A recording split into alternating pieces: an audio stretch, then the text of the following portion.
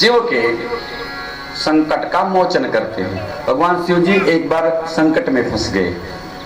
संकट में कैसे फंस गए? शकुनी का पुत्र था वृकासुर, और वृकासुर ने भगवान से, वृकासुर का पुत्र था शकुनी, और शकुनी जो था वह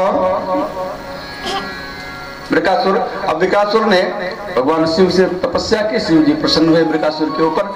अब वृकासुर के ऊपर जब शिव प्रसन्न हुए तो इसने वरदान मांगा, क्या कि मैं जिसके ऊपर हाथ रख दूं वह भस्म हो जाए। इसी का अन्यत्र नाम भस्मासुर भी मिलता है, वृकासुर। तो अब वृकासुर तपस्या कर रहा था, अब ब्रह्मा जी शिव जी से प्रार्थना किया। शिव जी ने कहा अच्छा ठीक है, मैं जाओ आशीर्वाद देता हूं, जिसके सिर पर हाथ रखोगे वो भस्म हो जाएगा। आशीर्वाद तो दे दिया। तब तक वृकासुर देख क्या रहा है कि पार्वती जी बैठी हैं। पार्वती जी की सुंदरता को देखा, कहा अगर ये पार्वती हमको मिल जाती तो अच्छा होता। अब तो आशीर्वाद मिल ही गया है, क्यों ना शिव के ऊपर ही हाथ रख लें। अब जब शिव के ऊपर हाथ रखने के लिए तैयार हुआ तो शिव जी भागने लगे।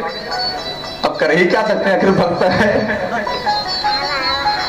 कभी कभी ऐसे ही होता है कि अगर आप कुपात्र को विद्या दे देंगे तो आपके ही ऊपर प्रयोग करने लगेगा।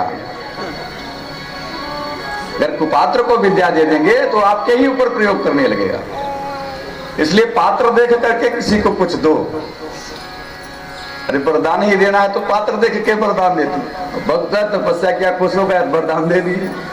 अब एक पीछा करने लगा, भागने लगे शिव जी।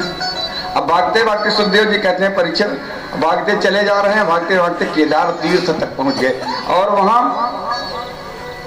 अब बड़ा क्या करते, अब बड़ा कष्ट होने लगा शिव जी को। शिव जी ने भगवान का ध्यान किया।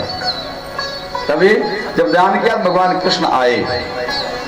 भगवान कृष्ण आए, बड़ा सुंदर स्वरूप तो था, ये जो देखता मोहित हो जाता। बड़े मुस्कान में कहने लगे, अरे वृकासुर कहाँ जा रहा है तू? कहे कि मैं जा रहा हूं, शिव के ऊपर हाथ रखूंगा भस्म हो जाएंगे। अरे कहे कहाँ, इसके बात का विश्वास कर लिए।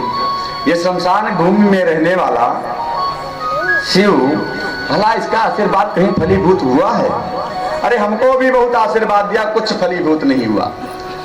अरे ये भाग रहा है तो भागने दो, अगर इसका आशीर्वाद ही फलीभूत होता भला तुमसे भागता?